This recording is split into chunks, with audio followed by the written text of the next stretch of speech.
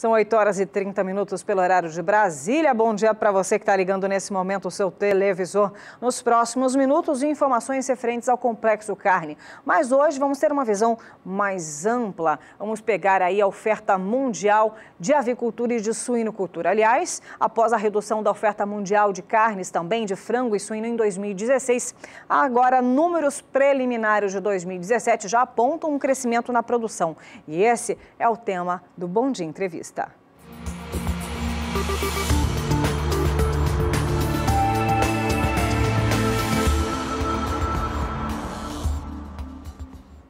E para comentar sobre a oferta mundial, então, principalmente de avicultura e de suinocultura, ao meu lado, João Pedro Cuti Dias, analista de agronegócio aqui do Canal do Boi. Bom dia, João. Estamos novamente aqui para trazer esses números agora de uma forma mais ampla, global. E 2016, redução, e 2017 já aponta um crescimento. É isso mesmo, João Pedro? Você teve casos, especialmente na avicultura, você teve problemas de gripe aviária, tanto nos Estados Unidos como na China, grandes produtores e grandes consumidores de carne. Isso criou impactou em termos de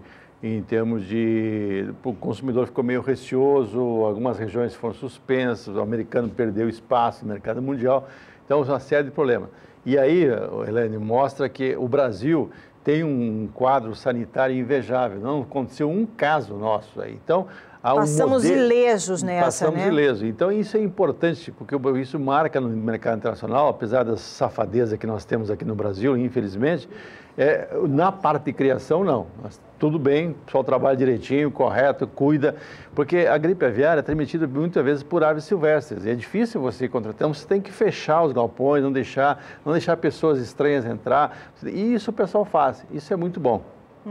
Além disso, de acordo com o Departamento de Agricultura norte-americano, os maiores produtores mundiais de frango, vamos falar só do frango, depois vamos para a suinocultura, como por exemplo Estados Unidos, Brasil, União Europeia, devem atingir resultados maiores este ano, com exceção dos países asiáticos. Na Ásia, o grande produtor é a China. A China tem muita criação pequena, familiar e tal, e isso aí fica difícil eles conseguirem controlar o problema de zoonose e doenças que ocorrem. Então, a China complicou, caiu um pouco o consumo e caiu também a produção chinesa. O Brasil vem de 2016 um ano muito ruim para a avicultura, em função do preço muito caro do milho, e o milho é 50% do custo de produção. É verdade. Então, isso atrapalhou em 2016. Começou uma recuperação em 2017, aí o pessoal teve a carne fraca, atirou no boi e acertou no frango. O frango perdeu espaço, nós perdemos muito espaço, nós não conseguimos atingir nem as cotas da União Europeia de frango salgado, de carne de ave salgada, não conseguimos atingir. Por quê? Porque houve uma pressão muito grande em cima do Brasil, atrasou a liberação de alguns países, todos os contêineres passam por fiscalização, aumentou o custo, aumentou o tempo de estada nos portos, etc. Isso atrapalhou a avicultura, especialmente a exportação. A exportação pesa, nós exportamos quase 4 milhões de toneladas de frango por ano. Então, isso atrapalhou bastante em 2017. Agora, em 2018, você está começando gradualmente a recuperar esses mercados, porém, o preço do frango, nós estamos mostrando todos os dias aqui o gráfico do preço, ele estabilizou em uma pequena queda. O que aconteceu? E agora o milho começa a melhorar um pouco de preço, a margem fica muito estreita. O que está acontecendo? E o consumidor está um pouquinho retraído em relação ao frango. O que aconteceu? O alojamento de pinto tende a cair. Então, a tendência é que o Brasil vai chegar próximo a 500 milhões de pinto alojado mês. Para quê? Para que daqui a 42 dias você tenha uma redução na oferta de carne e o mercado possa se ajustar a um preço que remunere a cadeia. Para explicar melhor essa oferta mundial, o Bom Dia Produtor separou, vou pedir agora para a produção, nós temos 4 gráficos voltados aí para a avicultura, para a gente acompanhar a evolução de 2016 para 2017, aí fica muito melhor para a gente poder visualizar o resultado. Vamos começar com a evolução na produção? A produção é 2016, em função dos preços, houve um problema seríssimo de prejuízo, muitas vezes, para a cadeia do frango, e uma pequena recuperação em 2017. Não sei se nós conseguiremos manter esse mesmo patamar em 2018 em função dessa situação que estamos vivendo agora. Se não houver uma recuperação nas exportações, é provável que ela fique próximo a 13 milhões de toneladas. Falando em exportação, a próxima tela de exportação para a gente poder acompanhar a evolução de 2016 para 2017. Aí sim, tá aí os números. É isso aí em faturamento, né? Isso é faturamento em dólar, né? Para você ver, é bastante significativo, né? Você tem 4 bilhões e 320 milhões de dólares. A cadeia do frango é uma cadeia muito organizada. Você tem um sistema de integração no Brasil que é um modelo ímpar no mundo. Você não tem modelo igual do Brasil para o resto. Ou seja, a cadeia vai lá, fornece o frango, fornece a ração, a cesta técnica e tal, depois busca o frango, 42 dias depois vai lá buscar o frango. Ou seja, é uma cadeia azeitada, ela trabalha em cima, e como o frango tem um ciclo muito rápido, ou seja, do ovo, 21 dias está o pinto e 42 dias está pronto, é muito rápido, em menos de 3 meses você fecha o ciclo completo. Então o que está acontecendo hoje no frango é isso, nós precisamos que voltar à exportação, porque é uma maneira uma válvula de escape. Qualquer excesso de carne no mercado interno, a exportação poderia absorver. Agora vamos então mostrar a receita de forma geral, também essa evolução de 2016 para 2017, está aí na tela do seu televisor. Isso aqui é em dólar? É em dólar. Em dólar. Então tá, em dólar a avicultura, o faturamento dela dá mais de 20 e tantos bilhões de reais. Então, e a carne mais consumida no Brasil, né? O consumo de carne de frango no Brasil hoje está chegando próximo a 40 quilos por habitante ano. E agora há uma tendência de recuperação disso aí. E é uma carne que a indústria fornece produtos elaborados, coisa que nas demais carnes não tem. Hoje você compra vários tipos de frango já pronto para fritar, congelado. Já vem até temperado, temperado, né? Tudo. Porque, especialmente vocês, mulheres, que têm 3 empregos, 2, 3 empregos. É mãe, né? Mãe, chega em casa, ela quer um negócio prático, ela quer botar no micro-ondas, ela quer fazer uma coisa no forno, ou essas fritadeiras modernas que tem. Ou seja, ela quer a coisa rápida e o frango atende esse objetivo. E é uma campanha mundial em cima do frango. O frango é uma carne com baixo colesterol, baixa energia e tal. O frango é a segunda carne mais consumida no mercado mundial, mas ela vai crescendo ano após ano. Por quê? Porque é uma carne barata, é uma carne que você compra hoje filé de frango a R$ 7,00, filé de frango congelado a R$ 7,00, R$ 7,50. Isso facilita a uma gama imensa da população ter acesso. No passado, eu tinha o Barão de Itararé, era um humorista na década de 30, ele falava o seguinte: brasileiro pobre come frango quando um dos dois está doente, ou o frango ou o pobre. Hoje não, hoje pacificou. Isso é bom, é muito bom, é bom que nós tenhamos um acesso a uma carne de qualidade excepcional a um preço razoável. Culturalmente falando, né, hoje em dia, pelo menos uns 7 dias da semana, pelo menos 1, 2, tem essa diversificação, saiu-se da carne de boi para pegar um peixe, também uma ave, vai acontecer isso, não tem erro, isso no mundo inteiro está acontecendo.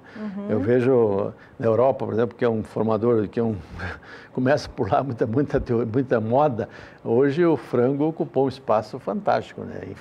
Não só muito pela praticidade, a praticidade passa a ser um fator extremamente importante. E só para concluir aí o mercado da avicultura, tem o consumo também, um aumento de 2016 para 2017 feito pela Associação Brasileira de Proteína Animal.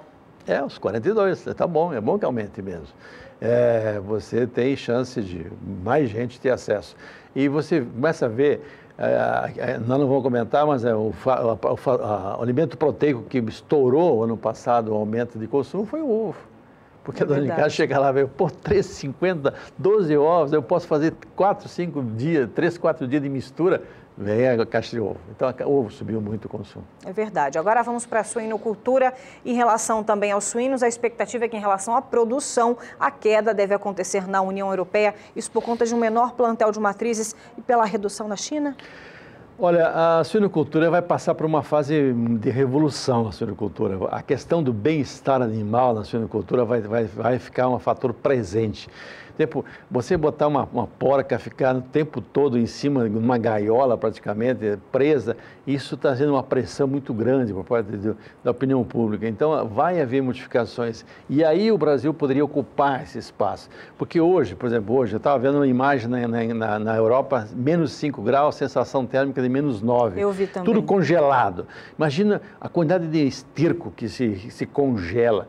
quando chegar a primavera, aquilo deve ser um cheiro desgraçado, né? Porque a hora que descongelar todo esse volume de esterco. Então, nesses grandes centros urbanos, grandes concentrações urbanas, como você pega o leste da China, toda aquela região que vai lá de Hong Kong até próxima a Beijing, toda aquela região, há uma concentração de criação de suínos. E hoje, o governo chinês, e a China é quase 50% da produção de suíno no mundo é chinesa, é lá na China, e o consumo também lá na China. O que está acontecendo hoje? Há uma pressão por parte do governo chinês em várias áreas na questão ambiental. Aquilo que no passado você fazia vista grossa, tá bom, tem que crescer mesmo com poluição e tal. Hoje não. Vamos botar ordem no galinheiro. Estão começando a exigir cada vez regras mais duras para cuidado, manejo de resíduos. Lá, aqui no Brasil, não, você tem facilidade. Eu passo em frente a um conjunto de granjas, todo fim de semana, quando eu vou para fora, e eu vejo os caras fazendo uma fertirrigação. Eles passam toda aquela esterco, água, etc., de lavagem, numas câmaras, onde que é sem oxigênio. Há uma fermentação anaeróbica, sem a presença de oxigênio, produz o metano, usa o metano para aquecimento, para gerar energia elétrica, e aí o chorume, o resto, vai para uma lagoa de decantação. Na lagoa de decantação, eles pegam aquilo ali e irrigam pastagem. Consegue produzir uma pastagem de qualidade excepcional. Você consegue botar 10 animais adultos, 10 UA, por hectare em cima dessas áreas fertirrigadas. Então, aqui no Brasil, o que é um problema sério para os europeus, para o americano, para o canadense, para nós é um extraordinário fator de fazer uma adubação orgânica de alta qualidade a custo baixo. Então, o Brasil pode participar mais ativamente da produção de carne suína em função dessas características que nós temos. Ou seja, desenvolver um produto que mostre para o consumidor, olha, nós estamos produzindo esse produto, porém esse animal não está preso, a porca não está presa numa gaiola, ela tem movimento, ela é um animal que tem um bem-estar animal, e nós reciclamos todos os resíduos que tem. Associado a isso, você tem 75% do custo da produção de frango, são duas coisas, milho e farelo de soja. Então, as duas coisas que nós temos em abundância no Brasil inteiro.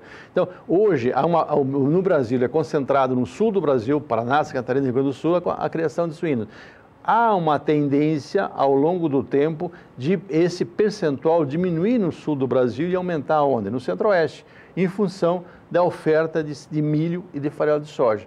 Então, eu vejo São Gabriel do Oeste, uma cidade aqui do Mato Grosso do Sul, já tem um frigorífico que abate 3.000 suínos dia, ou seja, Aurora. Né? Então já está. Então, tive a oportunidade de ir lá também. Você esteve lá. Então, com 3 turnos, busca gente em toda a região, é uma coisa espetacular. Então, o que está acontecendo lá? Você começa a ter essas alternativas. Isso é importante. É importante para o Brasil, é importante para o mundo ter um país que tem as características, as condições do Brasil para produzir uma carne que Hoje é uma carne magra, uma carne com proteína, uma carne de alta qualidade biológica. Então, o que acontece? No passado tinha aquela ideia, não, a carne de porco é gorda, tem colesterol, tem isso, tem aquilo. Hoje não, acabou essa dúvida. Olha, eu tenho alguns gráficos, mas eu vou perguntar aqui para o meu diretor, se a gente pode, em vez de passar a matéria, se dá tempo, a gente coloca os gráficos, que é um assunto que interessa muito quem trabalha com essa atividade. Quanto tempo a gente tem ainda, Paulinho? Então tá, a gente vai rodar agora os gráficos, que assim como você viu na avicultura, vamos fazer esse comparativo também na suinocultura. Vamos começar com a produção 2016 e 2017. Você em 2016 houve um abate de matrizes, em função da crise do custo de produção, em 2017 começou uma recuperação. Agora, no segundo semestre, que foi muito bom para a exportação de carne bovina, não foi muito bom para a exportação de carne de suíno. Por quê? Porque o maior cliente do Brasil é a Rússia, e a Rússia joga pesada, do pescoço para baixo a canela. E ela embargou, deu problemas, etc. E isso atrapalhou a suinocultura. Nesse momento, a exportação de carne de suína está sendo salva por quem? Novamente para os mesmos caras, Hong Kong e China. Agora a gente também tem um comparativo, exportação sempre importante também mostrar para o nosso público, e está aí a evolução também em bilhões de dólares. Então essa diferença de 40 e poucos milhões de dólares aí pode debitar para a conta da Rússia. A Rússia caiu as importações e atrapalhou. esperamos que esse ano a China e Hong Kong consigam cobrir esse espaço que a Rússia deixou. Temos também relação à receita, para você observar a evolução de 2016 para 2017, também aí em milhões de dólares. É um produto, é mais do que falar em 1 bilhão e 620 milhões de dólares, mais importante é falar o seguinte, a suinocultura e a avicultura, elas são responsáveis pela criação de uma classe média rural. Isso socialmente é extremamente importante. Isso ela viabilizou milhares de pequenas propriedades rurais, especialmente no sul do Brasil, onde você, com o suíno ou com aves e no futuro com peixe, vão ser a forma de estabilizar o custo, ter renda para esse pessoal de pequena propriedade rural. E para a gente poder finalizar, tem também o consumo, que você vê agora, 2017, para ver o comparativo em relação a 2016, também aumentou o consumo. Pouco, mas precisa aumentar mais. O problema do Brasil... Será que é uma coisa cultural? Não, é uma questão que o Brasil não tinha oferta de carne de suíno à população como um todo. A população consumia muito carne de suíno industrializada, ou mortadela, ou presunto, ou isso e aquilo. Hoje não, e o preço era muito caro. Eu lembro que há uns anos atrás uma costelinha de suíno custava o preço do filé mignon. O cara comprava filé mignon, não comprava costelinha de suíno. Hoje não, mudou. Hoje tem oferta constante o ano inteiro de carne de frango, de carne de suíno no supermercado. Então isso vai aumentar o consumo. E o pessoal está aprendendo a trabalhar, aprendendo a fazer uma picanha de suíno, aprendendo a fazer uma costelinha assada, ou seja, esse é um mercado importante. O Brasil tem essa vantagem, você tem um mercado interno forte, lógico, a dona Dilma arrebentou com a economia nossa, o Lula também, com a roubalheira, mas agora estamos respirando de novo. Ontem saiu o PIB, 1% positivo, ótimo. A previsão é 2,8%, ótimo.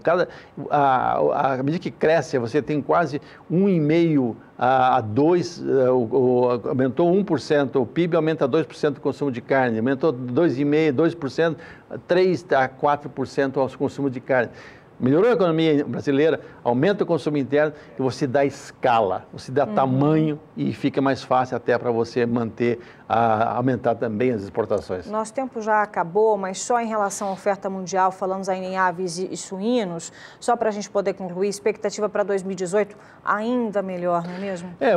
A carne suína é mais consumida no mundo, né? Você começa a ter, nos Estados Unidos, um aumento de produção, aqui no Brasil possivelmente ocorra também um pequeno aumento de produção, e a China que está está pressionando os seus criadores a se readaptarem, talvez haja uma queda e aí a China vai ter que buscar mais carne suína no mercado internacional e o Brasil passa a ser uma opção extremamente importante para eles. Olha, palavras de quem entende do assunto, sempre importante esses questionamentos para a sua tomada de decisão. Muito obrigada, João Pedro Cuti Dias, pelas informações fornecidas para quem trabalha com essa atividade. E amanhã tem mais João Pedro aqui conosco no Bom Dia. Bom dia, até amanhã.